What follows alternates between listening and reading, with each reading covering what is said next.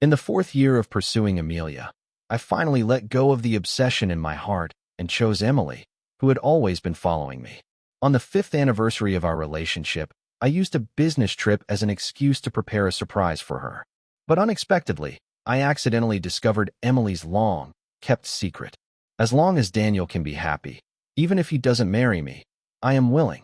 It turned out that Emily had been chasing me just to clear the obstacles for the person she truly loved. In that moment, I suddenly didn't want to propose anymore. I threw the ring into the sea, heartbroken, and chose to go home and fulfill the arranged marriage. Chapter 1. A faint crack of the door allowed the sounds from the private room to seep through. Clearly, don't you worry that Michael will find out you're faking it and break up with you? He wouldn't dare. Just the other day, I noticed he's been looking at rings lately. I bet he's thinking about how to propose to me. Emily's voice carried an extra hint of pride when she said this.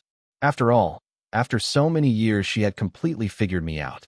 Suddenly, the ring box in my palm felt so hot that I almost tossed it aside. As long as Daniel can be happy, even if I marry someone I don't love, it'll be worth it. I stood in the hallway, quietly listening to Emily express her affection for another man in front of her friends. Daniel was the childhood friend Emily had grown up with. They had maintained a close relationship all these years. When they first started dating, I had been jealous about it, but Emily angrily told me that if she truly liked Daniel, she wouldn't have chased after me for so many years. Looking back now, I was nothing but a complete joke. A woman who once vowed to grow old with me had, from the very beginning, pursued me with ulterior motives. By the end, I couldn't help but laugh. I didn't burst in to confront them, but instead got in the car and prepared to go home. On the way, I tossed the ring from my pocket into the sea from a bridge, throwing away both the ring and my love for Emily. When Emily returned, she was holding a vibrant bouquet of roses. Upon seeing me in the living room, she eagerly shoved the flowers into my hands. I thought you'd miss our anniversary because of your business trip, so let's celebrate tomorrow instead. I placed the flowers on the coffee table and looked up at the slightly tipsy woman. When I didn't respond right away, Emily wasn't angry. I know you don't like me drinking, but it's a rare chance for us to get together with friends. She sat beside me, tilting her head as she tried to kiss me. I turned my face away and quietly asked, "What did you talk about with them?" "Just women stuff. Why are you suddenly so curious?" Emily laughed at me. "What are you really mad about, by the way? I even bought you a tie." She handed me the gift box, her eyes filled with expectation. "Where's my gift next month on the 10th? You didn't forget to get me a gift, did you?" Emily puffed her cheeks and pretended to be upset. I shook my head. I didn't forget. It was just that the 10th of next month happened to be the day I was getting married back home. While Emily went to freshen up, I opened the gift box. Inside was a purple tie, but my favorite color was blue. Purple had always been Daniel's favorite color. My phone on the coffee table buzzed with a few messages. I unconsciously glanced at the notifications. One was from a contact saved as my love. The latest message read, "Emily, I want a divorce." I froze when I tried to unlock the phone. It showed an error. Back when we first started dating, Emily had set the password to my birthday so I could feel secure. Because I trusted her, I had never secretly checked her phone. But now, this one time I couldn't get it right. I tried again with my birthday, but it still showed an error. With the last attempt, I suddenly remembered the birthday photo Daniel had posted on his social media moments some time ago. Emily had used the excuse of celebrating his birthday, going alone to meet him, and didn't come home until the next morning. I had argued with her fiercely about it, hoping she'd pay more attention to boundaries in the future. I still clearly remembered that night. It was October. I went back a day and entered Daniel's birthday. The phone unlocked, but I wasn't happy at all. I stared blankly at the screen and opened the messaging app. There, I noticed that the only pinned contact was Daniel. I cruelly went through their chat history from the past week. There was no flirtation, but the affectionate topics they discussed made me feel like I didn't even recognize Emily anymore. I didn't know when it had started, but now, our conversations were reduced to trivial matters like what to eat for dinner. Whenever I shared videos or messages with her, she would casually say she was busy and would look at it later, and that was the end of it. But with Daniel, Emily even reported trivial details like how many dumplings she ate or how she encountered a stray cat on her way home. The latest message from Daniel said that he didn't like the purple tie and wanted her to give it to someone else. So, Even the gift I didn't like was something another man didn't want either. When Emily came out, the phone had already been placed back where it was. The phone rang, and she silently listened to the call, looking at me with a troubled expression. "There's an emergency surgery at the hospital. You should go to sleep first." Before I could reply, she grabbed the car keys and walked out. With the sound of the door closing, the house immediately returned to silence. I had already seen that the incoming call was from Daniel. There was no need for Emily to hide it from me. Chapter 2. At the very beginning, the person I liked wasn't Emily, but Isabella. It was my first year in college when I accidentally fell into the water. When I woke up, everyone said it was Isabella who had saved me. Out of gratitude, I gradually got closer to the so-called aloof goddess, and over time I developed feelings for her. But Isabella liked Daniel. After being called a simp for 4 years, I became disheartened and chose to stay with Emily, who had been quietly following me all along. After all these years, she had really put in the effort to pursue me. She would try to please my roommates just to learn my class schedule and even took the same class as me. She would stand under the boys' dorm building every autumn, handing me the first cup of milk tea. Eventually, I was moved by her sincerity and accepted her confession on graduation day. For the 3 years of our relationship, Emily was never lacking. She would prepare gifts for me on important holidays and anniversaries, though none of them were things I liked. Our friends and family all urged me to marry her soon, fearing I might miss out on this good match. But it was a pity that our love was built on a lie. One night, lying in bed unable to sleep, I decided to scroll through social media moments. The latest post was from Daniel, with a picture taken at a bar. His caption read, "There's always someone waiting for me at the same place." I clicked on the photo, and Emily's voice came through. She was comforting Daniel, who had just been heartbroken. "Don't worry. Even if you get a divorce, you'll still have me." I tortuously clicked through the photos over and over again, listening to those words repeatedly until my phone battery ran out. I forced myself to sleep. Emily didn't return until the afternoon the next day. I was just about to go out to take out the trash. She looked at the black trash bag in my hand, somewhat surprised. "Is the house really that messy? You don't have to do these things anymore. You can hire a cleaner." "Yeah, I won't do it anymore." After all, there would be no more between us. Inside the black bag were all the gifts she had ever given me. When we first started dating, Emily loved giving me difficult puzzles. At the time, I thought she liked them since there was a 3-meter-long puzzle hanging at her house. But after scrolling through Daniel's moments last night, I realized that he was the one who liked puzzles. There were also cedar, scented perfumes, hiking sticks. All the gifts Emily had given me were things Daniel liked. For the 5 years of our relationship, everyone around me envied me for having a girlfriend who was always creating romantic surprises for me. The truth was, Emily had been compensating for her unrequited love for Daniel by pouring all of it onto me. She had wanted to make me into the second Daniel. I had once been a fool, mistaking her indifference for deep affection. But after learning the truth, all I wanted was to erase everything from the past. After Emily took out the trash and went back to her room, I handed her a carefully wrapped gift. "You said you'd give it to me next month, right?" Emily asked with a smile. Seeing that she was about to open it, I quickly reminded her, "Open it on the 10th. She looked puzzled but still listened to my suggestion and placed it back in the study. When she came out again, she was holding 2 concert tickets, shaking them in her hand. "I noticed you haven't been in the best mood lately, so I had someone get 2 tickets for a concert by your favorite artist. We can go now, just in time." I had intended to refuse, but when the words came out, they turned into an acceptance. At the concert, I found that the 2 tickets weren't seated next to each other. Emily thoughtfully gave me the one closer to the stage while she went to the outer section. I didn't refuse. During the intermission, Emily appeared on the big screen, and next to her was Daniel. In front of tens of thousands of concert goers, they kissed without a care for anyone else.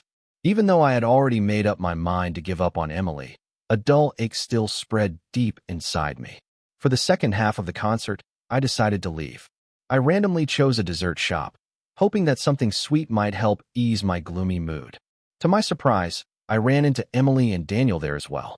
Emily was skillfully ordering the most popular cakes, pushing them toward Daniel like a treasure. When Daniel fed her a bite of cream, Emily didn't refuse and looked genuinely pleased. But in front of me, Emily would never eat a bite of high-calorie food. Especially when she saw me eating something sweet, she would always express her distaste. Why would a grown man eat something sweet? These sugary, greasy foods just make you ugly. You're not allowed to eat them anymore. I had listened to Emily's words and quit sugar for 5 years. But in front of Daniel, all those rules instantly disappeared. I shoved the last bite of cream into my mouth. The once sweet taste suddenly became hard to swallow. Chapter 3. Emily came back with Daniel. Daniel had a fight with his wife and was kicked out, so he'll be staying with us for a few days. Don't overthink it. Should I clear out the master bedroom for him? My magnanimous response caused Emily's eyebrows to furrow. Michael, are you still hung up on the fact that Isabella married Daniel? I haven't even gotten mad at you, and here you are being sarcastic with me. I'm not mad. I just thought that since he's a guest, we should treat him well. Emily's face flushed red, and with a cold snort, she led a silent Daniel to the master bedroom. A while later, she threw a brand new quilt in front of me. Since you offered, you can sleep in the study tonight. And what about you? How about sleeping in the master bedroom with Daniel so you don't have to clean up the guest room? I retorted flatly. Emily stared at me, her anger almost at its peak before suddenly deflating. Did you see me and Daniel at the concert last night? Don't worry, I wasn't bothered. After all, you two are just friends. I interrupted her pale explanation, showing no interest in hearing it. Glad you understand. Everyone was just messing around, and it was the only way to avoid awkwardness. I nodded silently as I listened to her unconvincing excuse, then grabbed the quilt and returned to the study. As I lay in bed, the sound of laughter and playful banter from outside gradually lulled me to sleep. In the middle of the night, when I got up, Daniel was still in the living room playing a game, with Emily affectionately lying on his lap. She showed no attempt to hide anything when she saw me. Daniel put down his gaming console, stood up, and lit a cigarette. I'm about to divorce Isabella. Looks like you, the simp, will only ever get the leftovers I don't want. As for Emily, back then she pretended to be with you for me. Now, with just one word from me, she'd toss you aside without hesitation. So Daniel knew about all the things Emily had done for him over the years. The only person kept in the dark all along was me. I'll leave, I replied calmly. Emily, who had been sleeping, woke up from the noise, rubbing her eyes in confusion. She instantly sobered up when she saw me. Why aren't you asleep yet? Before I could answer, Daniel, taking advantage of Emily's blind spot, pretended to burn his hand with the cigarette. The sound of his feigned pain made Emily rush to check on him. But Daniel quickly hid his injured arm behind his back. It's nothing. I just slipped and fell, he said, casting a fearful glance in my direction.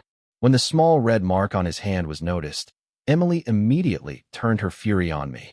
Michael, are you out of your mind? If you have a problem, come at me. But why hurt Daniel? Forget it. Don't fight over me. I'll just go to a hotel for the night. Daniel feigned being wronged, trying to mediate but only stoking the fire further. Emily's face darkened immediately, and she snapped, apologized to Daniel. Her voice was heavy with anger. Why should I?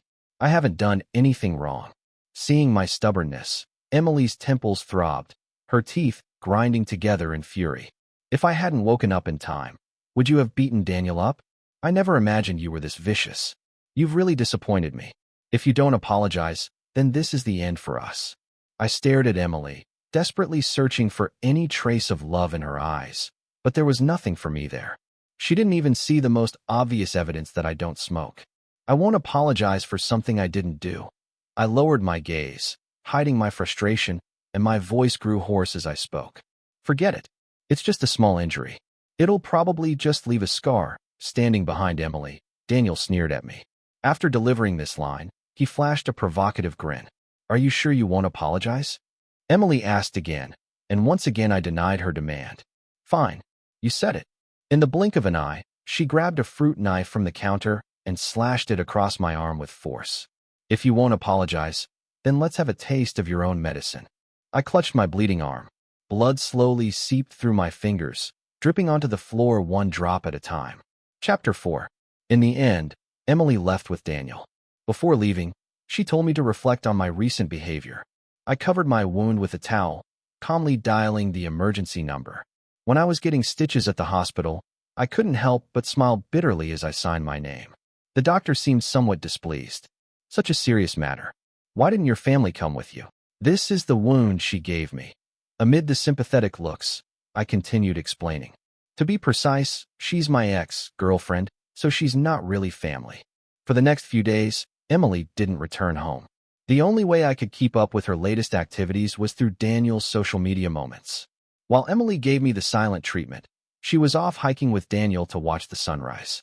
She also posted, seeking a famous divorce lawyer at a hefty price. Daniel joked in the comments. Are you so eager to have me divorce and marry you? Emily didn't deny it, instead replying with a shy emoji. I liked the comment, then added a sarcastic wish for them to have kids. Soon after closing the app, I glanced at the plane ticket. It was the 9th today. While packing, Emily stormed back into the apartment. It was just a joke. Do you really have to make everyone unhappy over it? I couldn't help but chuckle bitterly as I replayed the situation in my mind. Can't I joke too? Emily's words got stuck in her throat. She awkwardly changed the subject. Are you going on another business trip? How long will this one be? I don't know. How can you not know? This is your job. You can't just brush me off with that excuse. Emily took a deep breath, then waved her hand in disgust. Fine. Go on your business trip. We both need some time apart anyway.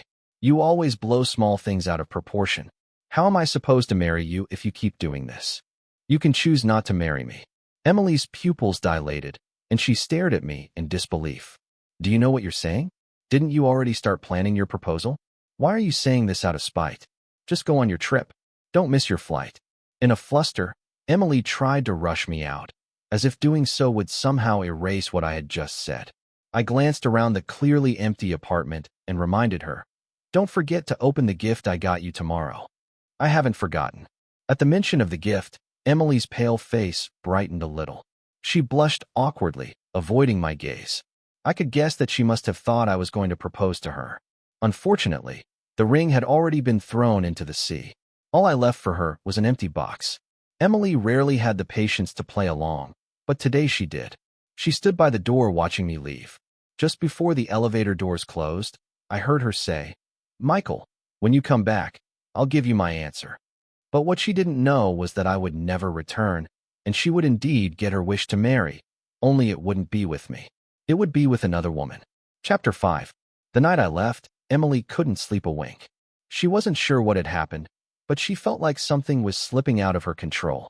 Aside from our recent arguments, there didn't seem to be anything that should have upset her so much. When the clock struck midnight, Emily hurried to the study, took out the gift box from the drawer, and opened it. She had always known that I was planning to propose.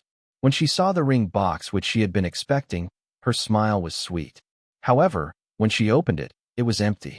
At first, Emily thought the ring had fallen out of the box, but after rummaging through it, she noticed the tie she had bought for me was still there. She felt a bit confused, but didn't dwell on it. Seriously, why are the gifts I give always coming back to me? This little hiccup didn't ruin her mood. She was still convinced that the empty ring box was a hint for a proposal. Emily snapped a photo of the empty box and posted it on her social media moments with the caption, soon to be a married woman. Someone asked if she was finally getting together with Daniel. She cursed the person in the comments, clarifying that it was me she was going to marry. As Emily walked through the living room, she finally noticed the dried blood stains on the sofa. She hadn't realized I had been hurt that badly that night. The brownish, red blood had nearly soaked through the entire couch. The fruit knife that had wounded me lay ominously on the floor, making the scene even more unsettling. That's when she realized how outrageous her actions had been. That night, Emily called me repeatedly, but the cold, mechanical voicemail was the only response. She opened the messaging app and scrolled down for a while, eventually finding our chat. After hesitating and deleting and rewriting the message several times, she finally sent, "Does it hurt?" The only reply was a glaring exclamation mark. Emily slowly looked around. Finally, noticing that everything related to me had disappeared from the house. She searched through the entire apartment, and when she realized that I had erased all traces of myself, she collapsed on the floor, dazed. Her phone chimed, and she quickly opened it. But it wasn't my message. It was Daniel, asking if she had time to accompany him to court tomorrow for the divorce proceedings. This time, Emily, who had always been eager to please Daniel, chose to decline. She finally felt that something was wrong and frantically began contacting our mutual friends to find out where I had gone. She wanted to win me back, but by then I had already landed in South City. As soon as I stepped off the plane, I saw Bianca waiting for me at the arrival's gate, holding a sign with my name on it. Although this was our first meeting, she seemed oddly familiar. I wheeled my luggage closer and noticed her eyes were red. "How's your hand?" she asked.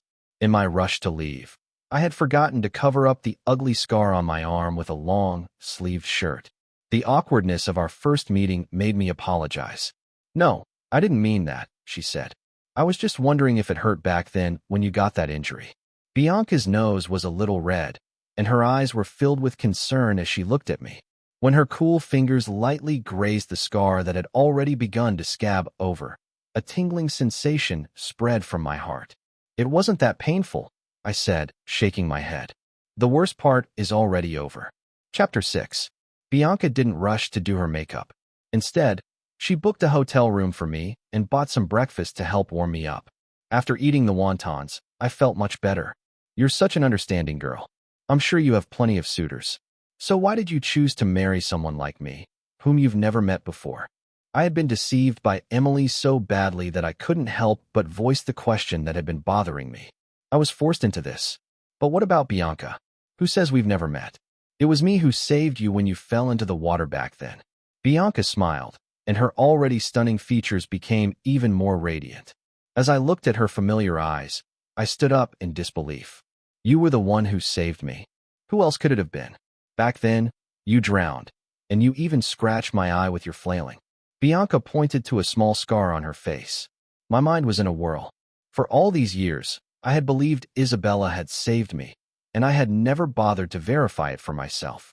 I thought you'd come to thank me for saving your life and maybe offer yourself in return.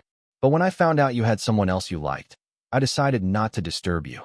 When Bianca spoke about this, her voice was filled with regret. When my parents first arranged for me to go on a blind date, I refused.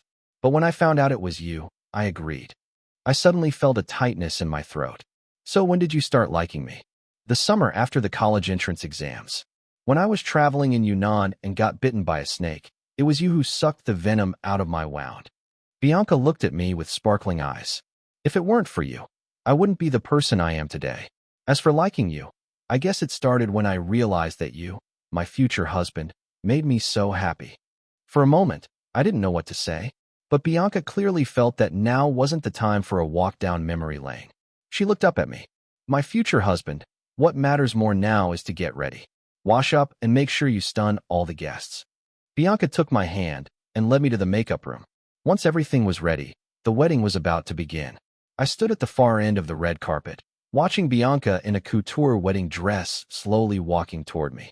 But just as we were about to exchange rings, a shrill female voice cut through the moment. "I object to this marriage." Emily, still wearing the clothes I left behind, stood at the front. The clothes were wrinkled, and there seemed to be bloodstains on them, though the color was dark, so they didn't look like fresh wounds. She rushed up the stage and stood in front of me, her words coming out slowly. "Michael, I won't allow you to marry another woman." Chapter 7. I looked at her with disgust, coldly saying, "What are you doing here?"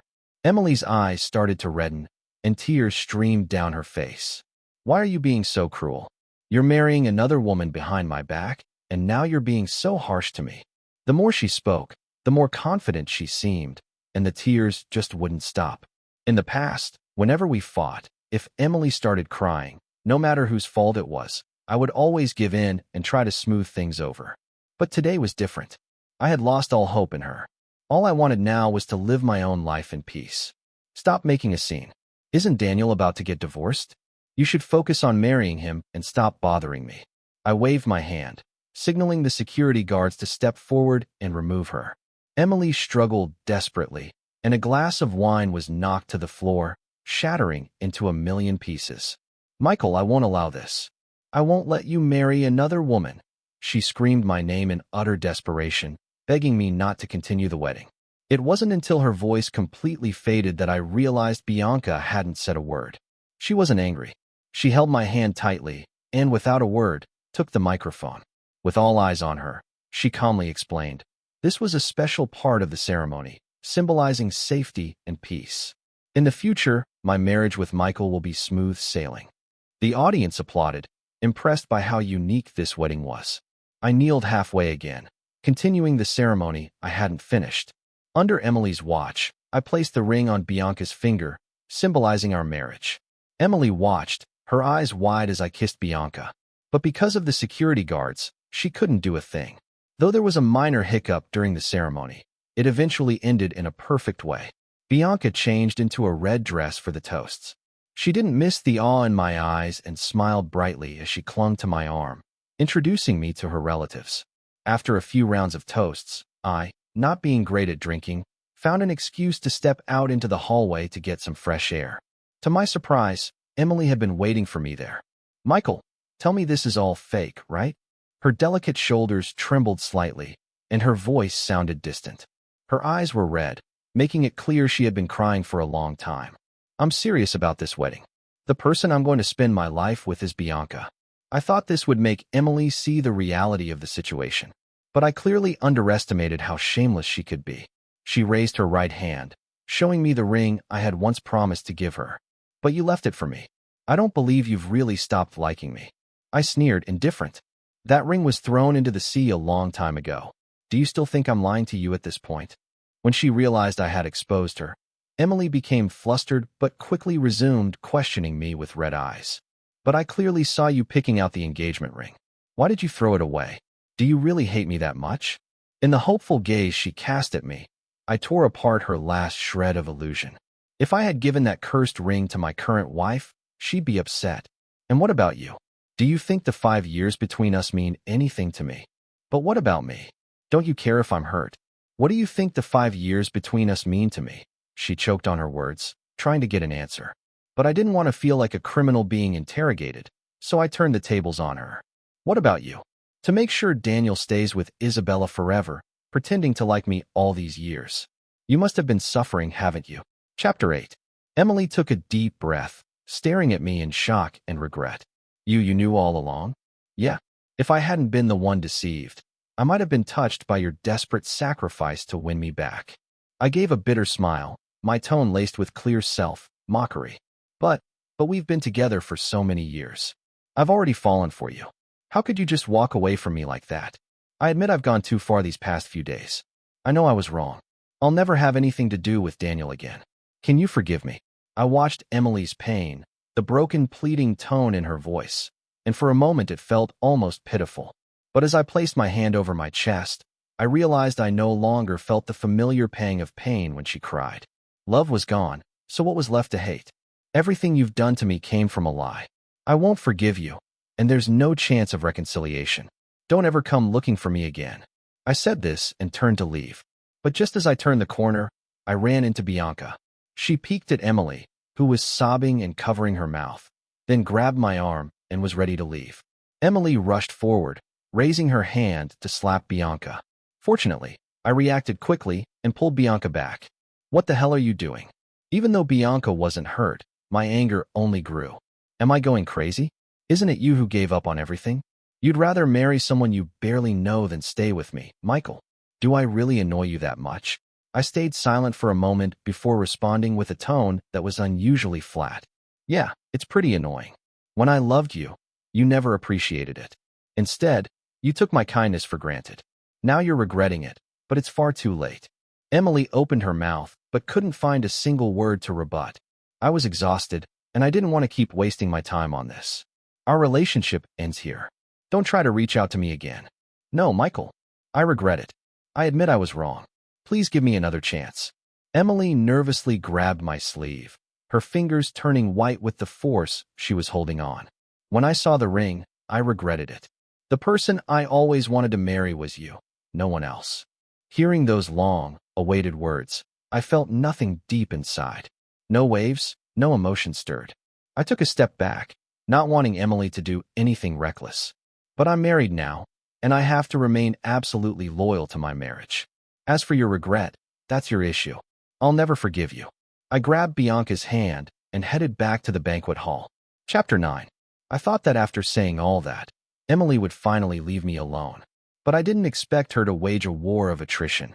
She even spent a lot of money buying the villa next door to our new home. Whether I went for a morning run or took a walk after dinner, I always felt like there was someone watching me from the shadows. But Emily didn't do anything overt. She just watched quietly, making no move to interfere. The feeling of being monitored and yet unable to take action against her was incredibly frustrating. One day, I noticed through the surveillance cameras that she had placed a gift box at the door. I stormed outside and caught her in the act. "Take your stuff and get out." I threw the gift box far away. The fragile packaging tore, revealing a luxurious silk tie inside. It was the blue color I liked. "Michael, I didn't mean any harm. I just wanted to give you a 5-year anniversary gift." "Sorry, I don't like blue." I coldly rejected her. "You clearly love blue. Your folders, your phone wallpaper, and even your favorite Lego sets are all blue. Why are you lying to me?" Emily bit her lip, looking at me with a face full of grievance. "So you knew all along? Well, tell me then, did any of the gifts you gave me over the years have anything I liked?" Emily, heartbroken, picked up the gift from the ground and fled in embarrassment. Just as the scene unfolded, Bianca came back and saw us arguing. She quickly hid the item she was holding behind her back. I collected myself, not wanting to scare her. "Why are you back so soon?" Bianca nervously licked her lips. "I wanted to buy you a bouquet of flowers, but I think I bought the wrong ones." Bianca held the blue star flowers behind her with an apologetic look, her shoulders slumped. "Sorry, I should have asked you first." I casually took the flowers from her hand. "I like them. I really like this gift." Blue star flowers are a rare species, symbolizing mutual trust and living in the present. It was this flower's meaning that, after the setbacks in love, rekindled my passion for romance. "Really? But didn't you just reject her?" When Bianca mentioned Emily, her eyes softened as she looked at me with a hint of sadness. "How could she compare to you? Your love for me is the most genuine, and whatever you give me, I'll always be happy." "Really?" Upon hearing that, Bianca's spirits noticeably lifted. It was at that moment that I noticed the 2 little dimples on her face when she smiled. So cute. I couldn't resist and pinched her cheek. Her skin felt even softer than I had imagined. Bianca blushed, gently pushing me toward the door. "There are people outside. This is so embarrassing." "I didn't mind at all. What are you afraid of? We've already gotten our marriage certificate. There's nothing inappropriate about anything we do." As I said this, the atmosphere between us shifted, becoming more intimate. When our glances met, there seemed to be an invisible fragrance surrounding us. Neither of us knew who made the first move, but that night, time seemed to slow down. Chapter 10. After that, Emily never appeared before me again. Bianca and I, however, drew closer due to our shared interests and hobbies, and our feelings for each other gradually deepened. It wasn't until a class reunion that I heard about Emily's situation from someone else. With her help, Daniel did indeed divorce his wife, but Daniel's ex-wife Isabella believed that Emily had destroyed her family. She hired a group of people to beat Emily up. The attackers were too ruthless, leaving Emily partially paralyzed.